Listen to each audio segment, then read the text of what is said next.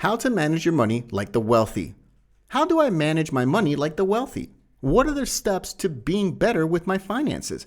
It's natural to have lots of questions when it comes to managing your money. Without good money management, personal finance can be a struggle that could lead to living paycheck to paycheck and overspending. Money management helps you have a better handle on your spending and income so you can make decisions that improve your finances. Before we answer these questions, if you're new to this channel, please go ahead and subscribe and turn on the notification button to stay updated with more money-related content as we share them. The answers to these questions vary from person to person, as personal finance is unique. It could cover meeting personal financial goals, having enough money for a down payment on a house, planning for retirement, or saving for your child's college education. It all depends on your income, expenses, living requirements, and individual goals and desires. The wealthy know how to manage their money to achieve these goals, and even multiply their money by applying good habits to their lives.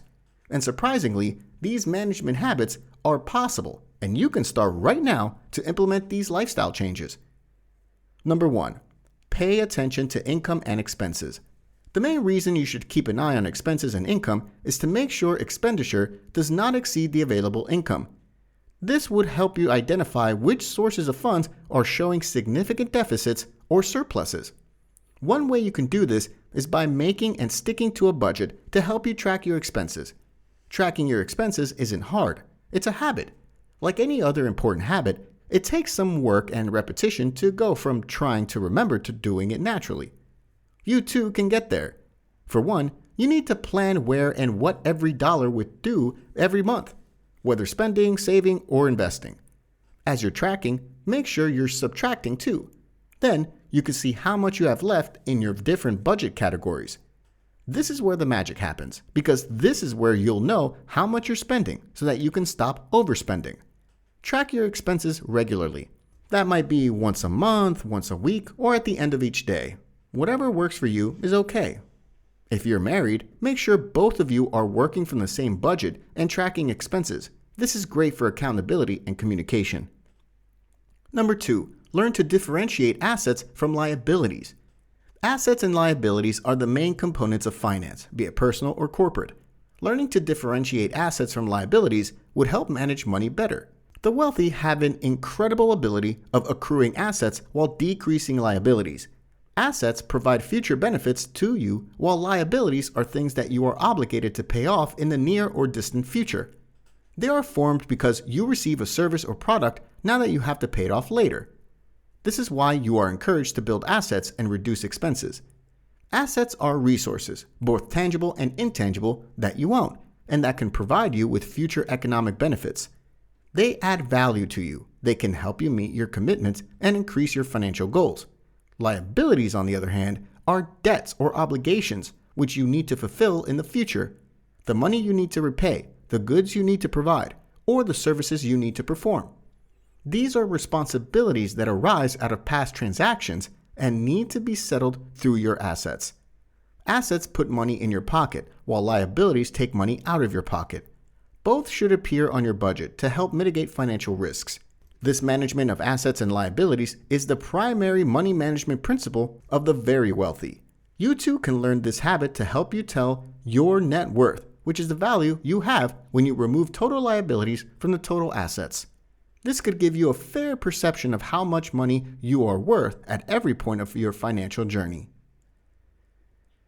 Number 3, build a money system. Build a money system from the money and resources you get from your assets. If you think about it, many aspects of your lives run based on systems. For example, the time you wake up each morning, the routine before you leave the house, your route to work or school, and the shows you watch on TV or listen to on the radio. These are systems you've created for yourself, and each of them depends on habits that you have ingrained. You get up each day at the right time because you set an alarm. You show up to your meetings on time because you put them in your calendar. You know how long it takes you to get from home to work because you take the same route at roughly the same time every day. And so you know what time you should be leaving home to get to work on time. The knowledge and the habits that you build your systems on mean that you don't have to think about the process itself, which frees up more time to focus on other things. Building a money system is what you do with the money you earn. Very wealthy people know that building a money system is using any money left over in ways that increase the capacity to produce more income either passively or actively. When you discipline and commit yourself to create systems like this, you, like the wealthy, will never have to worry about money again. The great news is that you have control over this system, and if you do it correctly and consistently, the result is you will always have lots of cash on hand, help you stay on track, and make getting to your money goals a little easier and saves you time. On the other side, not having money systems in place can create a lot of unnecessary financial stress when it comes to managing money and can lead to a lot of missed opportunities when it comes to building wealth. Number 4, live within your means. To live within your means implies being able to afford your lifestyle. You should understand that affordability is not the same as capability. What we mean is just because you can buy something doesn't mean you can afford it. Affordability, according to Merriam-Webster Dictionary, is the ability to buy something without any negative consequences or being seriously harmed. So if you buy a car and it prevents you from investing or saving, it's kind of not affordable to you at that time. For you to live within your means, you have to know what your means are. Simply knowing your annual salary or hourly rate isn't enough to help you live within your means. You need to know your equity. Living within your means starts with an understanding of how much you have to spend, what you need to save to achieve your financial goals, and the ability to pick out needs from wants. Sure, you may think that you really need a huge TV, but would you really suffer if you got a TV of a smaller size or stuck with your old one for a while longer instead? Do you really need designer shoes or sunglasses, or would you be just as happy with a cheaper pair? Realizing that you don't really need all those things you think you need will help you live within your means. Practicing good money management is crucial. Wealthy people manage money well thanks to good financial habits. So keep a check on your budget, savings, investments, and expenses on a monthly, if not weekly basis. With all the effort and time you put into making your money, learn to protect it first and then gain more. Thank you for watching. If you learned something new today, please do like, subscribe, and turn on the notification button for more life-changing financial habits that build wealth.